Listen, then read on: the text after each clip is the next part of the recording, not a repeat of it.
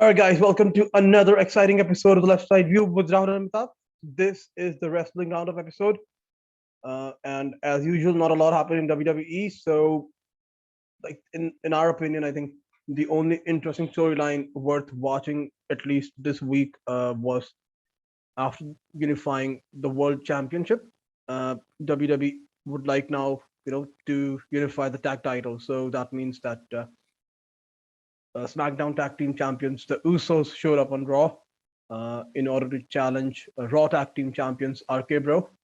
And yeah, they had a great back and forth. I think RK Bro had a match with Alpha Academy that, uh, I mean, we've seen this match before, and these guys have great chemistry. So, yes, in the end, it was RK Bro who retained. And then after that, uh, so the Usos managed to somehow, by cheating in a way, they were able to, hit Riddle, and that's how the segment ended.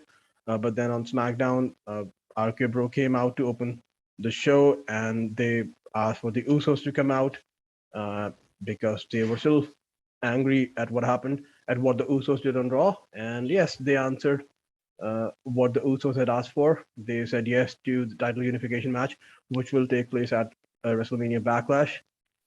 Well, again, let's see what happens. I mean, it actually also looks now that WWE is looking to end the brand split. So maybe that's why they'll only have one title, one tag team championship, and only one world title. Um, I don't know, like if that's a good decision or not. Maybe it is, maybe it's not.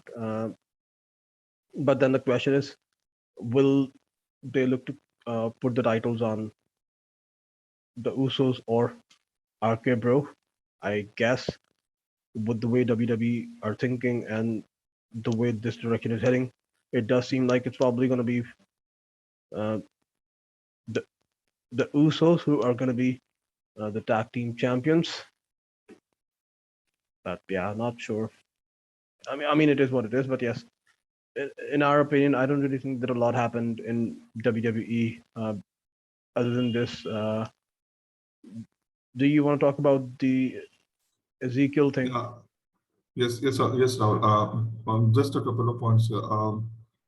So, yes, I think the brand split will cease to exist in the near future, and that is why the unification of titles has happened. But the fact is that it's already been 2 weeks now, more than 2 weeks since the WrestleMania night, and we don't actually know where the championship title storyline is now. So well done to the WWE writers once again. Before WrestleMania, we could not stop hearing the end of it about the title match, and now we just don't know. Yes, there was a face-off between Reigns and Nakamura, but again, this week nothing happened in that direction as well. And as far as picking one of these tag teams to hold the title now, I think they'll just um, pump up the myth and the persona, the aura of Roman Reigns and the bloodline, and they'll be the all-conquering faction with all the titles. So yes, even I think that the Usos are more likely to win the championship.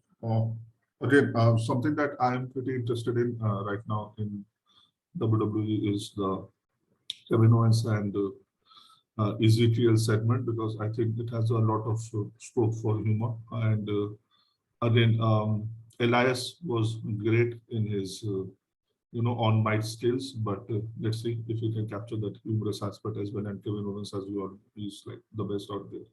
So we are looking forward to that. Apart from that, none of the storylines actually exciting. So we can move ahead, I guess. Yeah,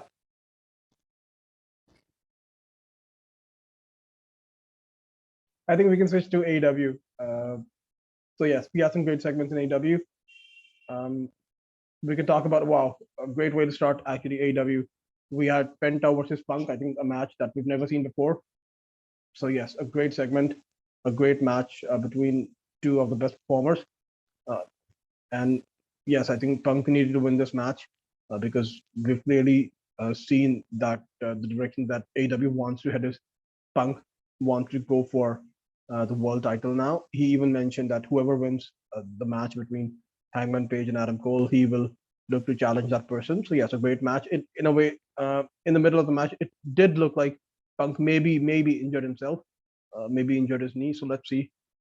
Not really sure if it's that serious. I mean, I don't think it is, but yes, a great match between two talented performers. A great uh, match for the viewers. Something again, in a way, a dream match because we hadn't really seen this match, and not only that, it didn't really look like that we would ever see this match. So yes, that's something that we keep saying these days, about AEW. A lot of these performers. So yes, a great match to begin the show. Um, I think we can move on to the tag team match now. The tag team titles were on the line. It was Jurassic Express versus Red Dragon, and again a great match and in a way a great decision to keep the titles on Jurassic Express because we know that how much Tony Khan and AEW is behind Jungle Boy and Jurassic Express. So yes, they keep referring to him as one of the four pillars of AEW. So I mean, again, just another great match, a great performance from the young Jungle Boy, and in the end, once the match got over and Red Dragon was leaving, FTR came out with their AAA tag team titles as well as Ring of Honor tag team titles. So it looks like they are not happy with two titles. They want more. They want the AEW tag team titles as well. And it makes sense as well, right? They have already managed to beat uh, the Young Bucks. So they've set their sights on the AEW tag team title. So it looks like we're going to see FTR versus Jurassic Express, or maybe it could be a triple threat. Maybe we'll see Red Dragon again in the mix. So yes, that's again going to be uh, a great match. We can now move on to the MJF segment. MJF was supposed to take on Captain Sean Dean, and yeah, I mean, we kind of knew, you know, we kind of expected it actually that Wardlow will make an appearance. He did, he came through the crowd, and the way they showed it, that uh, MJF was there, and Wardlow was standing right behind him. But MJF didn't know that he was there. He turned around and he saw him, and then yes, there was a confrontation between the two, and MJF ran away. So much of security came out to stop Wardlow, uh, but then, which I mean, in a way, the security succeeded, and Wardlow was not really able to, get his hands on MJF. But what actually happened, what this actually resulted in, is Sean Dean winning his match due to count out. Uh, the chairman Sean Spears actually tried to hit, or actually hit Wardlow with a chair, but again, didn't really like Wardlow. Just no sold that whole thing.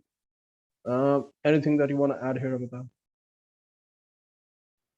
Yes, so again, they are taking it slow with respect to building the storyline. And yeah, Wardlow wants to be, released of his contract with MJF, and MJF is saying that, basically you're my property and I'm paying you, not AEW. So, I own you till I, feel like.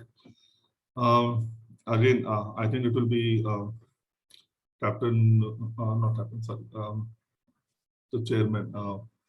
I think they'll start a feud and then slowly and surely he'll reach till MJF.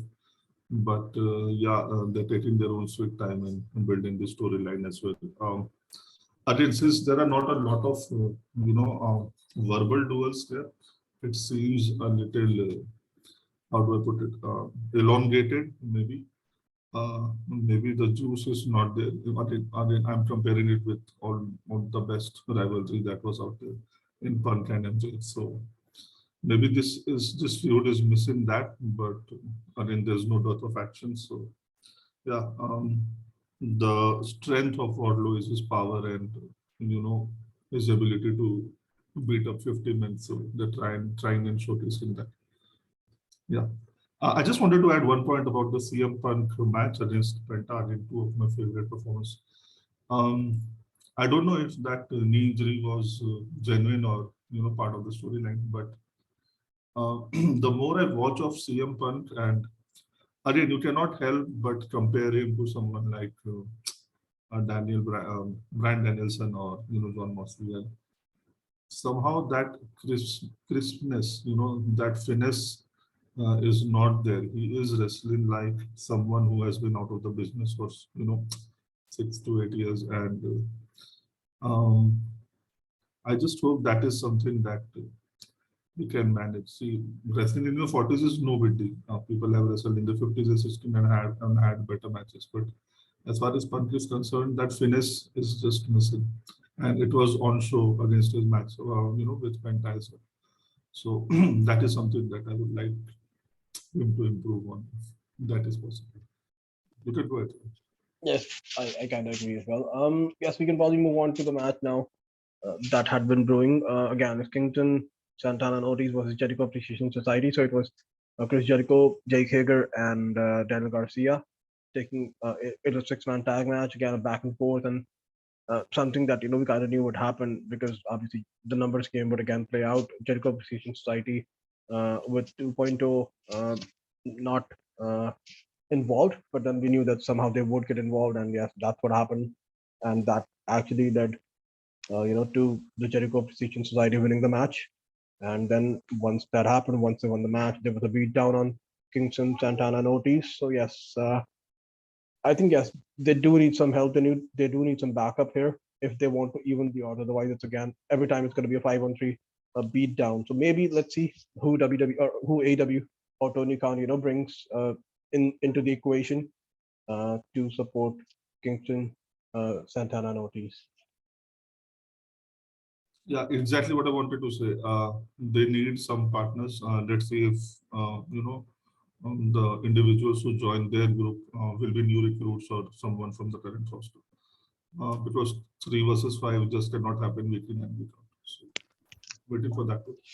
Yeah, I'm just surprised actually. We haven't really seen much of Darby Allin or Sting or Andrade in a while. But yeah, maybe we'll see those two added. Let's see. Um, I think we can move on to the match. The match that had been again brewing: Keith Lee and Swerve versus Ricky Stark and Hobbs. So yes, or at least maybe I actually expected Keith Lee and Swerve to go over, if I'm being honest. But the fact that maybe it was Ricky Stark's hometown, he's actually the FPW champion, that actually played a part as well. I mean, a great performance, four talented performers, obviously. But yes, maybe the fact that it was in Ricky Stark's hometown that actually played a part. And yes, he was the one who actually pinned someone like Keith Lee. And yes, they retained. But I still don't think that this is over. I think this feud will still go on. Uh, yeah, other than that, I think we can now move on to the main event, a match that I had been looking forward to, like two performers, like another dream match in my opinion. Again, someone like Samoa Joe and someone like Minoru Suzuki, who I keep saying is like my one of my favorite Japanese wrestlers of all time. So a dream match, a chop, like these two chopped the hell out of each other. But yes, a great match, a great show, a great way to end the show. In the end, yes, the idea was that, or at least that's what I felt. This was for the Ring of Honor TV title. Um, I think it did make sense to put the title on Samoa Joe, because he's the one who's going to be in the US, whereas Suzuki is probably going to go back to Japan.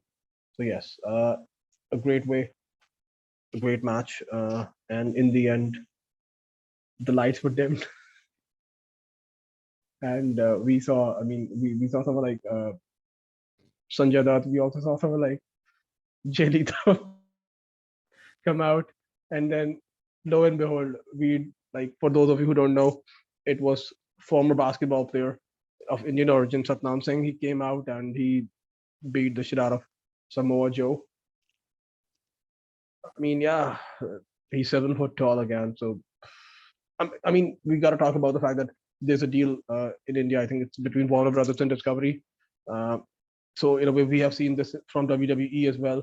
Focus on the Indian audience. Maybe that's what AEW is also trying to capitalize on, which is why the focus on a wrestler of Indian origin. But let's see. I mean, if we knew about his signing with AEW from a long time.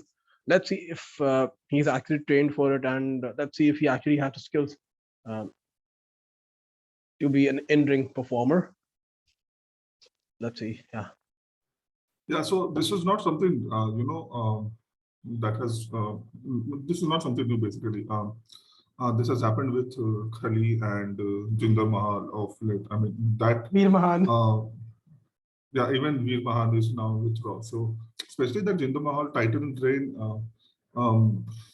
it was so long and it absolutely made no sense, especially him beating Randy Orton over and over again. But they say the idea was to capture Indian audience. But again, one thing that I don't understand is when you want to capture the Indian audience, you should have their wrestler, their in quotes wrestler, as a face, not as a heel. And so Khali was a heel, Jinder Mahal was a heel, now Veer Mahan is a heel, and Satnam Singh, I think, in all likelihood, he will be a heel.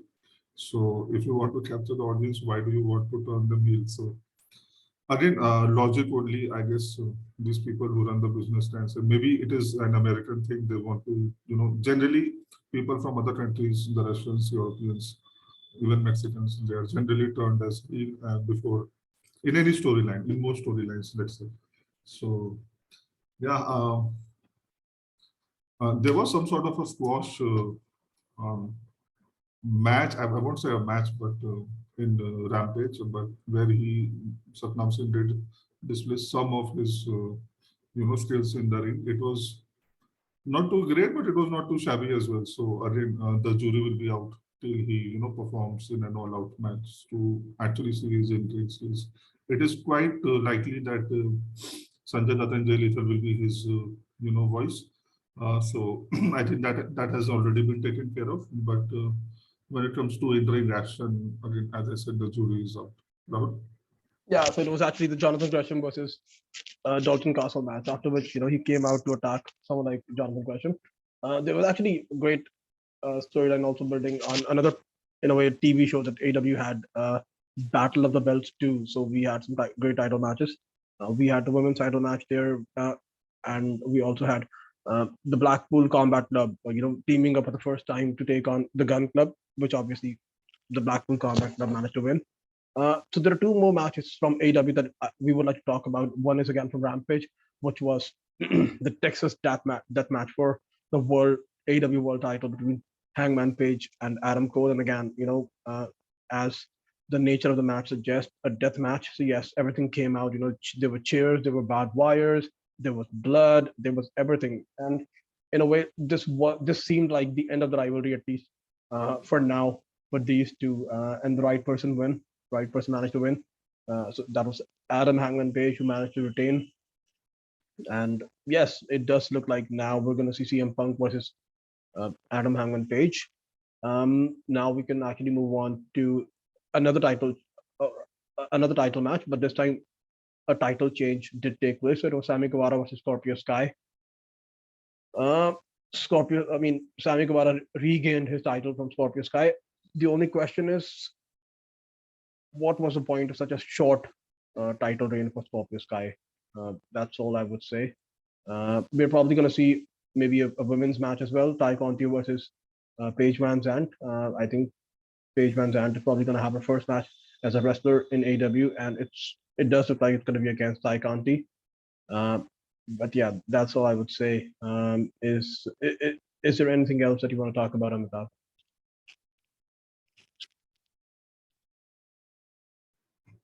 Again, about the title match between the two Adams, I think that even that feud has run its course. So even if again, I am just thinking out loud. Even if Punk has to be in a 3-man feud, I just it needs to. I mean, AEW need to incorporate him as soon as possible because again, this feud it just lacks juice now. I think it's overplayed and done. Yeah, nothing to add about the Sammy Guevara match. Yeah, in that case, I think this does kind of bring us to the end of the podcast, guys. So thanks for tuning in, thanks for watching, and yeah, we'll be back with more content for you. And if you like what you see, then please subscribe. So thank you. Yeah. Thank you so much, guys.